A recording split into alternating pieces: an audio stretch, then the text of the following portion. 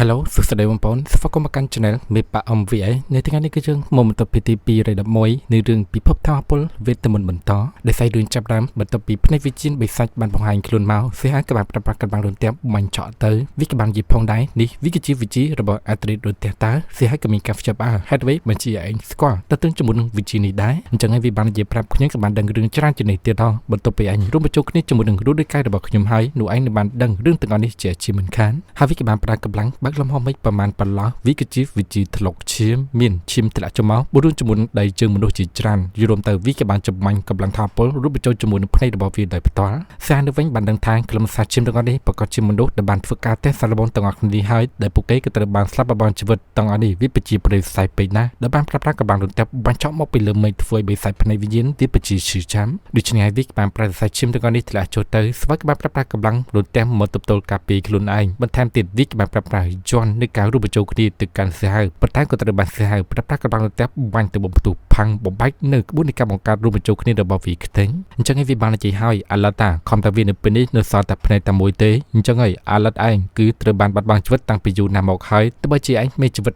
1000 ដងក៏ដោយក៏ខ្ញុំនៅតែឯងសម្រាប់ឯងក្នុងមួយប្រព្រឹត្តភ្នែកបានដដែលណាស្វាយរបស់យើងបានគិតតែទើងជាមួយនឹងពីស្បែករបស់វាមិនត្រឹមតែមានភ្នែកតែមួយនឹងទេក៏ប៉ុន្តែគឺមានភ្នែកជាច្រើនទៀតហើយបើសិនបានរូបកាយសំខាន់របស់វាបង្ហាញខ្លួនមកសម្បីតែមនុស្សដែលស្ថិតនៅក្នុងកម្រិតណែននាំក៏មិនអាចប្រៀបស្មើជាមួយនឹងវានៅពេលនេះបានដែរហើយម្ចាស់ទៀតបេសាច់ភ្នែកវិញ្ញាណវាបាននិយាយតាក់ទងជាមួយនឹងខ្លួនរបស់វាផ្ទាល់ត្រូវបានលំពេញមួយដាំចាក់ចាំខ្លួនប្រាណរបស់វាធ្វើវាមានការឈឺចាប់ក្រៃលែងស្វាយក៏មានការងឿងឆ្ងល់ហើយអ្វីបានជាបេសាច់ភ្នែកវិញ្ញាណហ្នឹងវាក៏បានបង្ហាញភាពទន់ខ្សែរបស់វាឲ្យខ្ញុំបានដឹងអញ្ចឹងអូត្រូវហើយដោយសារតែបេសាច់ភ្នែកវិញ្ញាណវាគឺគ្មានខួរក្បាលទេហើយទាំងអស់នេះវាគឺជាឱកាសរបស់ខ្ញុំហើយដើម្បីសាកល្បងសួរនាំវាដើម្បីចង់ដឹងថាមានព័ត៌មានអ្វីខ្លះតាក់ទងជាមួយនឹងទីដែនវាលហោឋានឬមួយក៏ទឹកដីក៏គ្មានមនុស្សនេះពីបិសាចភ្នែកវិញ្ញាណតែម្ដងម្ល៉េះស្វ័យបាននិយាយបែបឌឺដងតាក់ទងជាមួយនឹងស្ដេចតាម7នាក់ដែលជាអ្នកក្លាហានការពារព្រំដែនទីវាលហោឋានទឹកដីក៏គ្មានមនុស្សនេះព្រោះsebabពួកគាត់បង្ហាញខ្លួនមកវាយអញដោយផ្ទាល់អញក៏ត្រូវបានបាត់បង់ជីវិតតាំងពីយូរយារណាស់មកហើយយល់ទៅអញក៏បានរងរបួសដោយសារតែមនុស្សក្រៅអាវ៉ាត់របស់គាត់តែប៉ុណ្ណោះដែលបានចាក់បំពង់ករបស់អញឲ្យអញមានការឈឺចាំ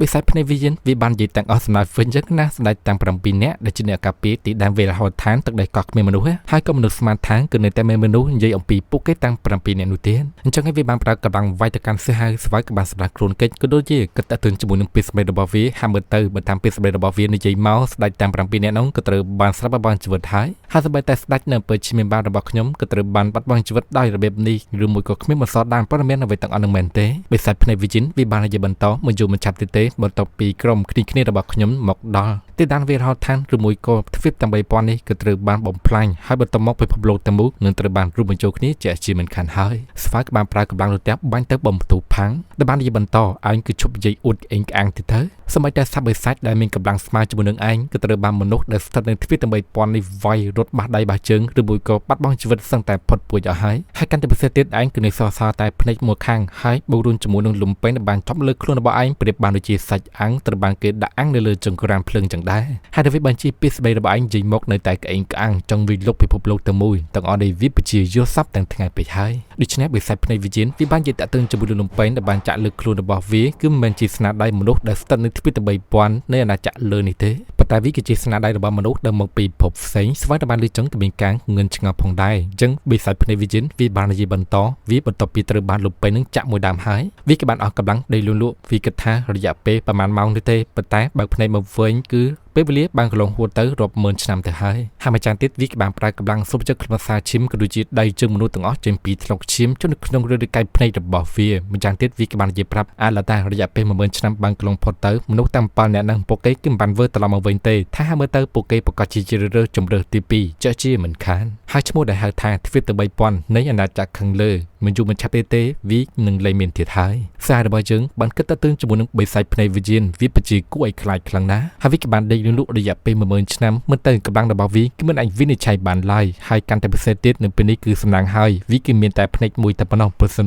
បើรู้ដោយកាយពិតរបស់វាបង្ហាញខ្លួនវាប្រកាសជាបង្កគ្រោះអន្តរាយគ្រោះថ្នាក់កាយសាហាវជាងនេះជាមិនខានក៏ប៉ុន្តែមិនអីទេស្វាយគឺនឹងព្យាយាមនិយាយលបួងដើម្បីបោះឆោតឲ្យបិសាចភ្នែកវិញ្ញាណនិយាយប្រាប់តាក់ទងជាមួយនឹងរឿងព័ត៌មាននៃទីនេះឲ្យខ្លួនគេបានដឹងបានឆាប់បំផុតអញ្ចឹងឯងស្វាយបាននិយាយសួរតែម្ដងទៅតើផែនការជំរឿនទី2នោះវាគឺជាអ្វីឲ្យប្រកាសប៉ុន្តែបិសាចភ្នែកវិញ្ញាណវាគឺមិនបាននិយាយប្រាប់ទេបានតែសោចកាកអាយអាឡាតាបន្ទាប់ពីឯងបាត់បង់ជីវិតទៅ ខ្ញុំនឹងប្រាប់រឿងគ្រប់ចាត់ទាំងអស់ឲ្យឯងបានដឹងស្វ័យតែបានលឺចឹងហើយគិតថាមើលទៅដោយការបញ្ចុះសម្រាប់វានៅពេលនេះគឺដល់ពេលវេលាហើយដូច្នេះបានប្រើប្រាស់ស្នីវិជីវីតាមីនរបស់ព្រះលាវបង្កើតជាជាតិដើមឈើលាវដ៏ធំវាយទៅកាន់បេសាច់ភ្នែកវិញ្ញាណវាគឺមានការភ្ជាប់អាផងដែរហាវាគឺជាស្នីវិជីរបស់ព្រះលាវតាមើលទៅដើមឈើលាវហ្នឹងគឺមិនតាន់បាត់បង់ជីវិតទេស្វ័យបាននិយាយប្រាប់ហើយទោះបីជាអ្នកផ្សេងក៏ត្រូវបានបាត់បង់ជីវិតចំណែកឯព្រះលាវនៅវិញគឺមិនអាចបាត់បង់ជីវិតបានទេអញ្ចឹងហើយស្វ័យក៏បានប្រើដើមអតដើរលូកវាខ្វាត់កាប់រុក្ខជាតិឈើរបស់វាដែលបានវាយមកធ្វើឲ្យលំពេនដែលបានចាក់លើគ្រឿងរបស់វាបញ្ចេញពន្លឺចំណែកឯដើមអតដើរលូនៅក្នុងដៃរបស់សាយក៏បានបញ្ចេញពន្លឺដូចគ្នាបេសាច់ភ្នែកវិញ្ញាណវាបានដឹងកាប់ពិតហើយអាវុធដែលបានចាក់ទៅលើគ្រឿងរបស់វាផ្ទុកទៅដោយកម្លាំងថាពលអមតៈអស់កលបាញ់អញ្ចឹងតាមបានជាធ្វើវាមានការជឿចាប់ហើយម្យ៉ាងទៀតវាគឺមិនអាចដុតលំពេននឹងចេញពីខ្លួនរបស់វាបានទេស្វាក៏បានគិតតាក់ទងជាមួយនឹងដើមអតដើរលូនៅពេលដែលខ្ញុំបានប្រើប្រាស់ដើមអតដើរលូកាប់ទៅធ្វើលំពេនលើខ្លួនរបស់បេសាច់ភ្នែកវិញ្ញាណក៏បានបញ្ចេញពន្លឺដែរដូច្នេះស្វាក៏បានប្រើប្រាស់ដើមអតដើរលូកាប់ទៅបន្ថែមទៀតធ្វើលំពេនលើខ្លួនបេសាច់ខាងវិញ្ញាណបំពទូផាំងលំលីលូដូចកែរបស់វាខ្ទេចសតតែភ្លើងវិញ្ញាណរបស់វាតែប៉ុណ្ណោះហត់ទៅប្រមាណសៀហៅស្វារបស់ជើងប្រើប្រាស់ដើមអតដើរលូចាក់ទៅបំផ្លាញវិញ្ញាណរបស់វាខ្ទេចនិយាយផងដែរឯងក៏នៅសតតែភ្នែកមួយតែប៉ុណ្ណោះគ្មានសមត្ថភាពអ្វីនិយាយពីស្មេកក្អេងកាំងទាំងអស់នេះទេអញ្ចឹងឯងវាក៏បានលេបបាត់សាប់សូន្យទៅបន្ទាប់មកស្វាក៏បានគិតតាក់ទងជាមួយនឹងដើមអមតៈដើរលូរបស់ជើងឯងតាំងពីសម័យកាលមើលទៅអាវុធនឹងវាមិនត្រឹមតែជាអាវុធរបស់គាត់ទេប៉ុន្តែវាគឺជាអាវុធរបស់អ្នកផ្សេងដទៃទៀតប្រវត្តិរបស់វាពិតជាជ្រាលជ្រៅណាស់ហើយស្វាក៏មិនចង់គិតតាក់ទងជាមួយនឹងដើមអមតៈដើរលូបន្តទៀតទេយកវាទៅទុកវិញទៅនឹងបានគិតតាក់ទងជាមួយនឹងពិសបីរបស់ព្រះរាជាទី3បន្តដោយគ្រូមន្ត្រីគឺជំនាញចាប់ផ្ដើមហើយទោះបីជានៅពេលហ្នឹងខ្ញុំក៏មានសមត្ថភាពលេចធ្លោជាងគេក៏ដោយប៉ុន្តែនៅពេលដែលគ្រូមន្ត្រីមកដល់សមត្ថភាពរបស់ខ្ញុំនៅពេលនេះវានឹងគ្មានប្រយោជន៍ទេដូច្នេះខ្ញុំនឹងព្យាយាមហ្វឹកហាត់កាន់តែខ្លាំងបន្ថែមទៀតដើម្បីឲ្យទប់ស្កាត់ជាមួយនឹងស្ថានភាពដែលបានកើតឡើងអញ្ចឹងស្វាក៏បានសម្រាប់ខ្លួនទៅមុខបន្តឆ្លងកាត់មកដល់ទីកន្លែងនេះដែលពុពេញទៅដោយដុំថាំពលរន្ទះជាច្រើនស្វាគិតថាដុំថាំពលរន្ទះទាំងអស់នេះវាប្រកាសជាក្បួននៃការមកកាត់ជើងខ្លាំងនៃគណៈរៀបចំនីតិនេះហើយក៏បានហោះសម្រាប់ខ្លួនទៅមុខបន្តឃើញថាមានសាកសពអ្នកខ្លាំងជាច្រើនក៏ត្រូវបានដេកស្លាប់នីតិនេះនៅចំពោះមុខក៏មាននារីសេសាម្នាក់ទៀតផងដែរដែលកំពុងតែរងរបួសនេះក៏បាននិយាយនៅនាមឈ្មោះរបស់នាងក៏មានឈ្មោះថាសេងសានគឺជាមនុស្សដែលមកពីកុសសម្ព័ន្ធផ្កាឈូកសារដែលបានលើឈ្មោះថាសេងសានចឹងស្វាខ្លួនគេក៏បានជប់នាងម្ដងរួចទៅហើយមិនអីទេខ្ញុំនឹងជួយនាងប៉ុន្តែរូបពេកនោះគឺស្រាប់តែមានកម្លាំងរត់តាមបានឆ្លាក់ចូលមកសេងសាននេះក៏បានស្រីប្រាប់នៃខ្លាំងប្រយ័ត្នផងកម្លាំងថាពលរដ្ឋហ្នឹងគឺអាចបំផ្លាញភ្លើងវិញ្ញាណបានហើយនាងក៏ត្រូវបានកម្លាំងរត់តាមវាយប្រមាញ់លើខ្លួនប្រាណរបស់នាងស្វាក៏បានប្រាប់កម្លាំងមកទៅប្រងប៉ុន្តែក៏ត្រូវបានកម្លាំងរត់តាមហ្នឹងត្រាក់ចំចចាររបស់សាហាវបានទិញហើយយ៉ាងណាក្ដីស្វាក៏បានប្រាប់វិជានៃការចាប់ដេកសិទ្ធិឡើងវិញក៏ដូចជាប្រាប់ស្នេហ៍វិជាទាំង3រួមបញ្ចូលគ្នាទប់ទល់ជាមួយនឹងកម្លាំងថាពលរដ្ឋតាមបំផុតផាំងហើយដូច្នេះសេងសាននាងក៏ត្រូវបានលេខខ្លួនប្រាណស្រាប់គឺនៅសល់តែក្របផ្កាឈូកមួយនេះតែប៉ុណ្ណោះប៉ុន្តែនាងគឺមិនតាន់បាត់បង់ជីវិតទេធម្មពលព្រលឹងរបស់នាងគឺបញ្ចូលនៅក្នុងផ្កាឈូកមួយក្របនឹងឯងហើយក៏បានប្រាប់ទៅកាន់សាហាវអ្នកខ្លានជួយខ្ញុំផងកប់ខ្ញុំនៅទីកន្លែងនេះទៅស្វារបស់យើងបានជាប្រាប់ហើយមិនអីទេខ្ញុំនឹងនាំនាងចាក់ចេញពីទីកន្លែងនេះប៉ុន្តែនាងបានជាប្រាប់ថាទេអ្នកខ្លានបាននាំខ្ញុំទៅទីកន្លែងណាឡើយកប់ខ្ញុំនៅទីកន្លែងនេះទៅហើយទាំងនេះវាគឺជាគ្រោះមហន្តរាយរបស់ខ្ញុំក៏ជាឱកាសសម្រាប់របស់ខ្ញុំផងដែរដោយសារតែខ្ញុំបានដឹងថានៅទីកន្លែងហ្នឹងគឺមានចំហាយតាក់ទងជាមួយចំហាយដើមអតិទេពផ្កាឈូកស៊ីងលៀនអតិទេពផ្កាឈូកស៊ីងលៀនគឺមិនមែនជារុក្ខជាតិដែលស្ថិតនៅពិភពលោកមួយនេះឡើយប៉ុន្តែគឺមកពីភពផ្សេងកម្លាំងរបស់គាត់ពិតជាអស្ចារ្យមិនអាចវាស់វែងបានហើយក៏សូមឲ្យអ្នកកលានជួយខ្ញុំតែប៉ុណ្្នឹងទៅគឺវាគ្រប់គ្រាន់ហើយស្វ័យក៏បានចាប់កប់នេះចូលនៅក្នុងដីលើចេញឡើងនៅចំហាយថាំពលវិញ្ញាណផ្កាឈូកដ៏ខ្លាំងរយៈពេល5ថ្ងៃក្រោយស្វ័យក៏បានធ្វើដំណើរមកដល់ទីកន្លែងនេះពពេញទៅដោយផ្សែងអាផាយទីកន្លែងហ្នឹងដូចជាមេឃចាក់ក្លាប់យ៉ាងដែរបន្ទាប់មកគឺស្រាប់តែមានបាត់ដៃផ្សែងរៀងឆ្លាងស្វ័យមកដល់ទីកន្លែងមួយទៀតអញ្ចឹងស្វ័យគិតថាដោយការធ្វើការទេសសាឡបងនេះពិតជាសាហាវហើយផ្លូវទាំងអស់នេះវាពិតជាគ្រោះថ្នាក់ម្យ៉ាងទៀតស្វ័យក៏ពិតជាងឿនឆ្ងល់តើអ្នកទាំងអស់គ្នាក៏ដូចជាមនុស្សអមតៈទាំងអស់ហ្នឹងពួកគេកំពុងតែធ្វើអ្វីដែរអញ្ចឹងឯងក៏បានប្រើភ្នែកទិដ្ឋភាពពិនិត្យមើលធ្វើឲ្យផ្ទៃមេឃក៏បានបញ្ចេញពន្លឺម្យ៉ាងទៀតស្វ័យក៏បានដឹងផងដែរនៅក្នុងលំហខ្យល់ពពេញទៅដោយចំហាយថាពលនៃភាពអមតៈហើយក៏បានដើរទៅមុខពិនិត្យមើលនៅសសកដើមអមតៈដើរលូវាក៏បានចេញមកដោយឯងហើយក៏ដូចជាបញ្ចេញពន្លឺម្ដងទៀតអញ្ចឹងស្វ័យក៏បានកាន់ដើមអមតៈដើរលូដើរទៅមកស្បឹងឃើញថាមានមនុស្សពីរនាក់កំពុងតែទេសសាឡបងវិជ្ជាគុណហើយមនុស្សស្រីម្នាក់ទៀតនាងគឺកំពុងតែធ្វើការដេញពិនក៏ធ្វើស្វ័យបានដឹងពីមូលហេតុដែលអមតៈដើរលូក៏បានចេញមកដោយខ្លួនឯងហ្នឹងក៏ពិតទៅគឺចង់ស្រូបយកនៅកម្លាំងថាពលចំហាយនៃភាពអមតៈចេញពីដើមទិដ្ឋភាពនៃខ្លាំងមែននោះតាប៉ុន្តែចំណាក់ដៃស្វ័យគឺមិនអាចធ្វើបានឡើយដោយសារតែអាវុធដើមទិដ្ឋភាពនៅក្នុងដៃនៃខ្លាំងមែនហ្នឹងគេមានម្ចាស់ហើយគឺមិនអាចឲ្យដើមអមតៈដើរលូស្រូបជញ្ជក់ឬមួយក៏ស៊ីបានតាមចិត្តវាដែលចង់បានទេយកដើមអមតៈដើរលូយកទៅទុកវិញទៅនៅខ្លាំងមែននេះគេបានប្រើប្រាស់ស្នេហ៍ចំហាយដើមវាយទៅកាន់នរីស័យស្អាតនេះគេបានប្រើប្រាស់វត្ថុវេទមន្តប្រសាទរុក្ខជាតិឈើចេញទៅទប់ស្កាត់ប៉ុន្តែក៏ត្រូវបានស្នេហ៍ចំហាយដើមនៃខ្លាំងមែនហ្នឹងវាយទប់ស្កាត់បំផ្ទុះផាំងស្វ័យរបស់យើងបានស្រីសរសើរថា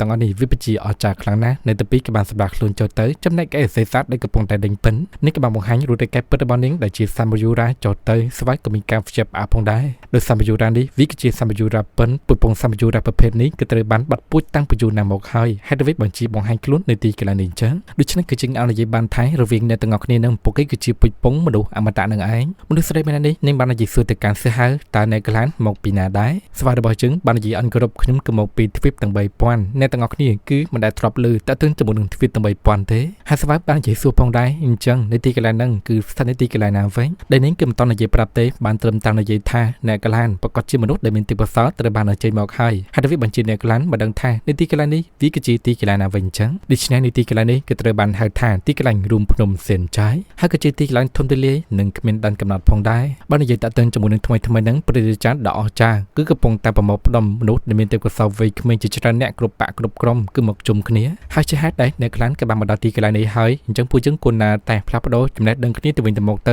វាគឺល្អប្រសើរជាងតើអ្នកក្លានគិតយ៉ាងម៉េចដែរចំពោះអ្នកក្លានម្នាក់នេះគេក៏បាននិយាយដូចគ្នាផងដែរពួកយើងក៏បានជួបគ្នាវាគឺជាវាសនាហើយបើតើតើជាមួយនឹងព្រឹត្តិការណ៍ដ៏ធំនេះគឺមានអ្នកក្លានអ្នកគុណយមជាច្រើនដែលមានទេពកោសល្យគឺបានមកចូលរួមហើយដូច្នេះពួកយើងគួរណាតែជិះដំណើរទៅជាមួយនឹងគ្នាទៅវាគឺជារឿងមួយដ៏សែនល្អស្វ័យបានគិតក្នុងចិត្តបើតើតើជាមួយនឹងអកប្បកិរិយារឹកពីរបស់អ្នកតបីគឺជាមនុស្សល្អត្រឹមត្រូវគឺគ្មានចេតនាពិឃាតឬមួយក៏ចិត្តគំនិតអាក្រក់ទេចឹងគួរណាតែធ្វើដំណើរទៅជាមួយពួកគេដើម្បីផ្ដិតផ្ដោចំណេះដឹងហើយស្វ័យក៏បានយល់ព្រមដល់ទៅមុខបដាគិតទៅជាមួយនឹងកូនសត្វស៊ីលីងមកក្បាលនេះរួមទៅមិននឹកស្មានថាសត្វស៊ីលីងក៏ដូចជាសត្វមយុរាពិតឯហ្នឹងនឹងមានជីវិតនៅទីនេះទេហើយមើលទៅស្វ័យគឺគិតថាខ្លួនគេប្រកាសជាយល់សពហើយបើមិនចឹងទេពិភពលោកអមតៈគឺបានលេចឡើងម្ដងទៀតតើមែនទេកំពុងតែដល់ទៅមុខកសុកសេសាម្នាក់នេះក៏បាននិយាយសួរតើអ្នកក្លានមានអារម្មណ៍ថាមិនសូវស្រួលនៅក្នុងចិត្តមែនទេស្វ័យនៅវិញបានត្រឹមតែនិយាយថាទេខ្ញុំគឺមានអារម្មណ៍ថាវិលមកហើយនៅក្នុងចិត្តបើតើទិញជាមួយរឿងហេតុគ្រប់ចាញ់ចម្លែកបែបនេះរួមទៅធ្វើចិត្តរបស់ខ្ញុំពិតជាមិនស្ងាត់ពិតមែន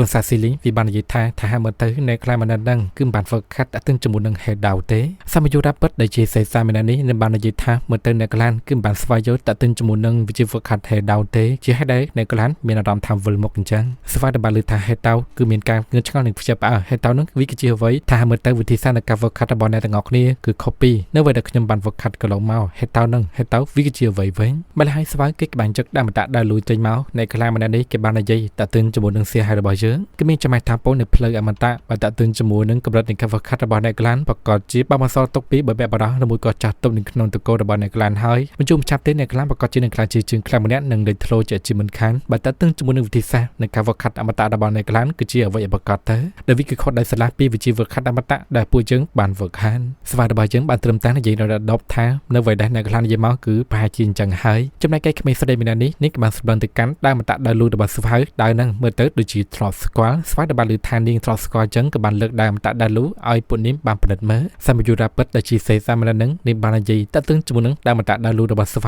វាពិតជាច្រាបហើយគ្មានពលឺទេមើលទៅវាពិតជាសាមញ្ញក៏ប៉ុន្តែក្មេងស្រីទូចនាងគឺមានអារម្មណ៍បានដឹងដើមនេះគឺដូចជាផាក់ប្រហែលដូចជាដើរនៅក្នុងព្រះរាទានព្រះចាដ៏អស្ចារ្យនៅក្នុងតកោរបស់ពួកយើងបាននិយាយលើកឡើងតាដូច្នេះនាងគិតថាដើរនៅក្នុងដៃរបស់អ្នកក្លានគឺមិនជាដើរពិតប្រាកដទេវាគឺជាដើរកូពីចម្លងជាហេតុដែលវាមិនបានចេញពលឺនិងជ្រេះចាំហើយដូច្នេះអ្នកក្លានម្នាក់នឹងគេក៏បានបញ្ចេញដើរក៏ដូចជានិយាយតឹងជាមួយនឹងដៃរបស់គេថាដៃរបស់ខ្ញុំវាគឺជាដៃកូពីចម្លងដូចគ្នាទេដែលបណ្ដាំនេះក៏ត្រូវបានចម្បាញ់ពីមានពិតអមតៈហើយទៅបើជាយើងមើលទៅគឺវាពិតជាអស្ចារ្យបើប្រៀបធៀបជាមួយនឹងដៃរបស់ស្ដេចអមតៈពិតនៅវិញកម្លាំងរបស់វាគឺនៅទាបជាងឆ្ងាយខ្លាំងណាស់ដូច្នេះស្វ័យបានគិតតឹងជាមួយនឹងដើមអមតៈដើរលូម្ដងទៀតហើយតើដើមអមតៈដើរលូគឺវាមានប្រវត្តិយ៉ាងម៉េចទៅហើយក៏បានចេញដំណើរសម្រាប់ខ្លួនទៅមុខបន្តអ្នកក្លាស់ម្នាក់ហ្នឹងក៏បាននិយាយប្រាប់ទៅកាន់សិស្សហើយអ្នកក្លាស់ណានៅខាងមុខនេះហើយវាគឺជាទីកន្លែងសម្រាប់ធ្វើការប្រជុំជួបជុំនៅពេលនេះដោយអ្វីដែលជាបានឃើញនៅចំពោះមុខក៏ដូចជាមានកោះដែលកំពុងតែអណ្ដែតនៅខាងលើធ្វើដំណើរទៅមុខបន្តទៀតមានអ្នកខ្លាំងជាច្រើនក៏បានធ្វើដំណើរមកពីក្រោយដូចជាបានឃើញសត្វនេះក្រិចមួយក្បា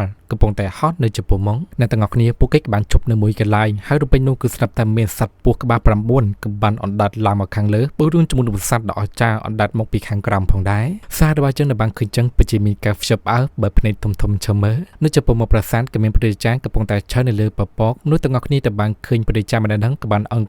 គ្រប់ព្រះរាជាដ៏អស្ចារ្យស្វែងនៅវិញក៏បានអង្គគ្រប់ដូចគ្នាបើជាសកាទេព្រះរាជាម្នាក់ហ្នឹងគឺជាពុជពងពោះអមតៈពិនហើយសម្លេងក៏បានជាប្រកាសប្រាប់ថាសូមស្វាគមន៍ដែលបានមកកាន់ប្រាសាទពោះអមតៈពិតរបស់ពួកយើង